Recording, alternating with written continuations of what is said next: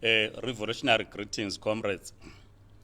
Yesterday we asked you to send one political question because we skipped the weekend. I wasn't in Johannesburg over the weekend. I was in Bulawayo.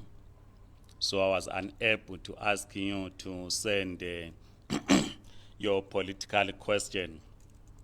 So let's get straight into the political questions because I know it's early in the morning, you are rushing wherever you are. But let's get straight to the questions. And if you are currently busy, I know that you will watch this video later on. So Comrade Roderick Muzala Dube writes, do you think in Zimbabwe is there any strong opposition party? Yes, there is. We have said before that Zimbabwe is a two-party system, either ZANU-PF or the MDC alliance. So the MDC alliance remains the major opposition party in Zimbabwe. Comrade Cassius Mpofu writes, if Zimbabwe was to have harmonized elections in 2 months' time, who do you think will win? It's a straightforward answer, Comrade Cassius Mpofu. ZANU-PF will win. You will know that ZANU-PF is the front for the military junta. You cannot dismantle a deep state through an election. This is what we have been saying all along. What you call the reforms that were announced, I saw in some group that were announced by Poland, they are just there to enhance ZANU-PF, to fool all of us that something is happening. But in reality, we know that no reforms are happening. In any case, the reforms that have been discussed by Poland are reforms that wants to assist ZANU-PF in its propaganda war to say elections were held in a free and fair environment, so that when the opposition complain, ZANU-PF will be supported by all members of Poland to say the elections were held in line with what they call the new reforms currently. So that's what it is. So there is, you don't need to be a rocket scientist, Comrade Cassius Mpofu, to know who is going to win even in 2023. The question that we should be discussing is by what margin, to what extent will it, in terms of the percentage, what percentage is it as the ZANU-PF candidate going to get opposed to what he received in 2018 or was given by the Zimbabwe Electoral Commission. Comrade Lindani Limuga Nkomo writes, do you think Chamisa will make it to the ballot? If yes, using which party?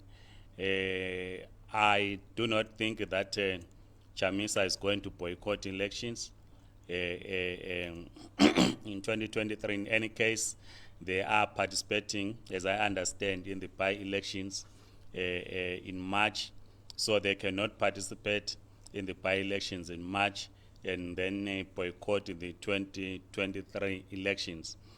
Under which party, I do not know. As you know, the name is contested. Monzora and his team say it is their name. They will be fielding candidates under the MDC Alliance.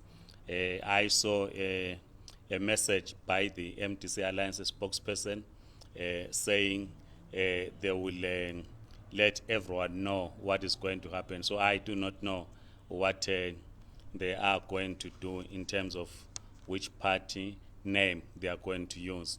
Then Comrade Clarence Miranze writes, what has happened in South Africa that has led all parties to fight against immigrants? Is there something else happening behind the scenes that we do not know of? This has become an international trend, Comrade Clarence. Political parties, be it in Western Europe, be it North America, they use migration as a key electoral message, as a key political question for the purposes of winning elections. If you start in Germany and in other countries, in Western Europe, you will see that they are using the question of migration as a key political question. In any developed economy, this is what is happening, because we will know, which we will address on Sunday in our political school, in our political study, that in a country where there is high unemployment, which is now sitting at 34% in South Africa, and where there is a high concentration of migrants become the scapegoat for any economic challenges that society faces. So this is why you will then see the visits to restaurants by populist movements and others, turning the presence of migrants into a key political question. It is expected. It is expected that you will have such. This, of course, speaks to the rise of narrow nationalism, which we will, at some point, perhaps on Sunday, talk to the question of narrow nationalism. What does it mean? And I would see in the rise of popular movement, populist movements, as we saw in the past in local government elections. And you remember Donald Trump, who I saw over the news that he wants to retain to the presidency, is contesting the presidency. And we know that Donald Trump used migration as a key question. You remember when he wanted to build a wall in Mexico, between Mexico and the United States, so that working class from Mexico will not enter the United States of America. So it's an issue which has become global. Comrade Gifted Dali writes, what is so easy ukuze kuhlaleke ekhaya ukuthi sidinge isipanela silungise ilizwe leliyana, kumbe vele kungaba ngcono uma lingaqunywa phakathi. I'm not an advocate of restoration, Comrade Gifted Dali, but we all know that political consciousness begins at a local level. I began to understand politics in my village because I was my political development, or my political consciousness, was shaped by things that were happening in my local village. And at that stage, I thought it was only in my village that those things were happening, that we had no access to grazing land, were groomed in a crowded village, when one person who owned a huge farm was not crowded at all. When our cattle will cross to the farm, he would always fine us for doing such. So that's political consciousness, because your local area shapes your political consciousness. But later on, you then understand that, or I then understood that it was not only my village, but it also surrounding villages had a similar problem. And then it grew to the whole world, province, national, international. This is why now we understand that capitalism must be defeated internationally. So your question, therefore, to say ukulungisa, we have defined the Zimbabwean struggle as a struggle against what we now call the looting class and the imperialists. So you can remove ZANU-PF, but if you don't defeat these two evils, imperialism or their stooges, you don't defeat the looting class, whoever takes over state power in Zimbabwe will do exactly what ZANU-PF is currently doing. Then Comrade Mbizo Forum says, your response on Malema harassing business people. Well, my view is that, which I think is shared by many. I saw a tweet by one journalist, I think is Reddy, who used to be 702, I don't know where she is now, that if you have private citizens visiting workplaces, it becomes a problem. You can imagine all the political parties visiting restaurants and so forth in the name of checking if there's compliance in terms of the labor law, because we all know that the labor law in South Africa says the ratio is 60 to 40%, 60% South Africans, 40% migrants workplace. And this must be enforced by the Labor Department to an extent together with the Home Affairs Department in terms of if companies are employing people that are not documented. The law is very clear, and if parties want to know in terms of the ratio at the workplace, in the case of Mr. Julius Malema and his party, they are members of parliament.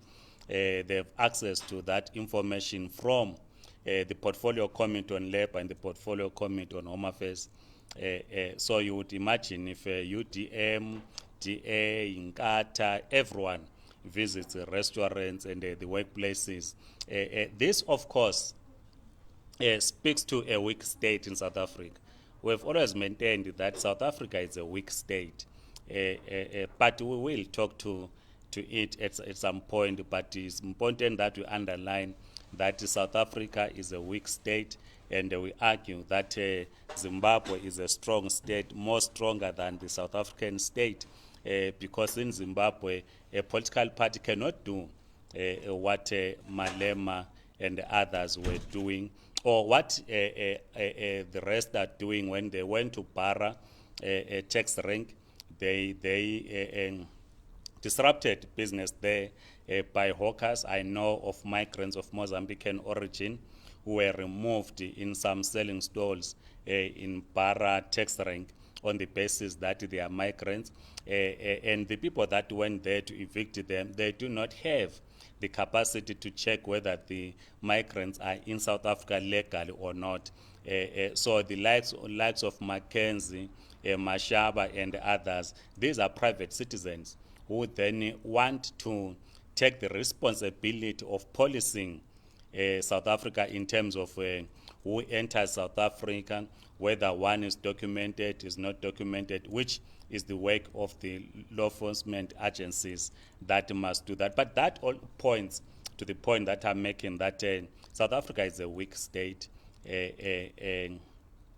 But of course, other scientists will argue and say, no, because this does not disrupt the commanding heights of the economy. So, well, it's a discussion that we will have. Comrade Nkomo VG writes, what is the point of voting in all African countries besides Zimbabwe?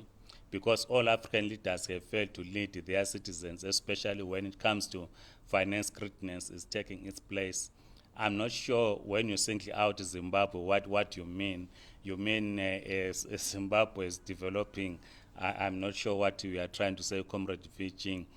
Well, look, we embraced what we call democracy upon the creation of a post-colonial state.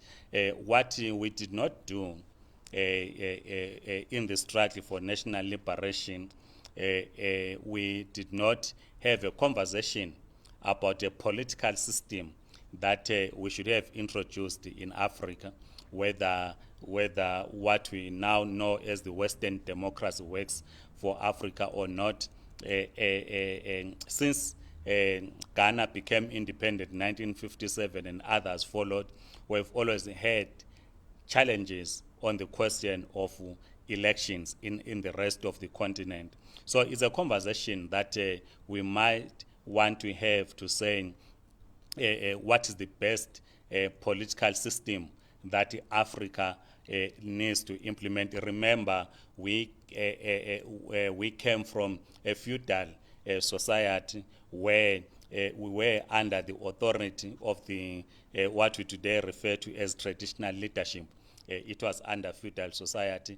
Then when colonialism came with its twin brother capitalism, it then introduced what today we know as democracy. But as we know, blacks were excluded from participating in the decision making in terms of voting. This is why some liberation movements used the one man, one vote as a key message during the liberation struggle, to an extent that people today think that the struggle was about a one man, one vote, which was not the case. But this points out to our inability to develop a clear political and economic framework for Africa, which of course us as communists we have said we need to move to the next stage of human development, which is socialism. Comrade Siyabonga, Comrade Geritwara Jackson writes, why do we declare other Africans who travel anywhere in Africa called foreigners or migrants when they are in Africa? We shouldn't undermine who created Comrade Twala, I've lost your message, but I got the sense of what you are saying. In Africa, Comrade Twala, we are not in control of the commanding heights of the economy. What we did, we won what is called political power. This is why we have our flag, our national anthem, black representatives in parliament. Kwame Nkrumah characterized this as neo-colonialism. This is why, because we are now fighting for what the crumbs that are falling from the table, because we never transformed our society. If you look, for instance, in the Johannesburg Stock Exchange, about 3% of companies registered there are owned by South Africans or by blacks. The rest are companies that are owned by the former colonizers or international companies for that matter. We always think that economic development will happen when we have what we call direct foreign investment. And we know that as we go to 2023, all parties, except of course the Zimbabwe Communist Party, they will be talking about direct foreign investment as a key component in rebuilding the economy in Zimbabwe. And of course, this is what happens in the rest of Africa. Comrade Siyabonga Dube writes, sorry to hijack your post. Is it possible, Mr. Mabena, to apply for a sponsored visa permit using a Zimbabwean marriage certificate? Yes, because if your partner, I see your photo, I would assume that you are a male, Comrade Siyabonga. If you are married, your spouse is on another visa, whether on permanent residence or on a critical visa, yes, you apply, because you have to show proof that you are married, and the Zimbabwean marriage certificate becomes a proof that you are married. So that is a straightforward thing. And then the last question is from Comrade Willard Kanye. Says, when will you contest elections in Zimbabwe? We are not founded to contest elections. We are founded to contest for state power. We are contesting for state power, but the question of elections at the moment, we are too small to contest for elections, but we are indeed contesting for state power. We will elaborate on this point sometime. Comrade Pesima Bena writes, good morning, comrade.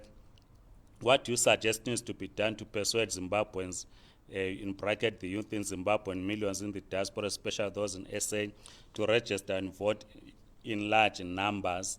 You know, Comrade Pesima Bena, that diaspora vote is off the table currently. So those that are, say, in the SADC region should cross to Zimbabwe, register to vote, so that they participate in the elections in Zimbabwe, and those that are in Zimbabwe should be encouraged to vote. But the question, of course, as you know, that our society is divided. Vote for which party?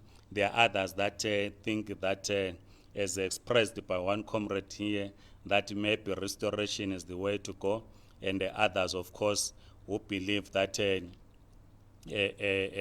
we must continue engaged in the struggle for national liberation, as we say, is the Zimbabwe Communist Party completing the liberation of Zimbabwe. But of course, as we always say, that an election is not really at this stage a tool to dismantle the deep state. A lot needs to be done to dismantle the deep state, because the deep state controls the ZEC, Zimbabwe Electoral Commission. It is in their pocket. It controls the media, state media. It controls the finance. It controls everything. So it is not ready to hand power or to anyone other than ZANU-PF, because ZANU-PF is a front, because it advances the interest of the military junta in Zimbabwe. Otherwise, comrades, thank you so much. Have a great day. We will meet once again, maybe towards the end of the week or next week. Thank you so much. Bye-bye.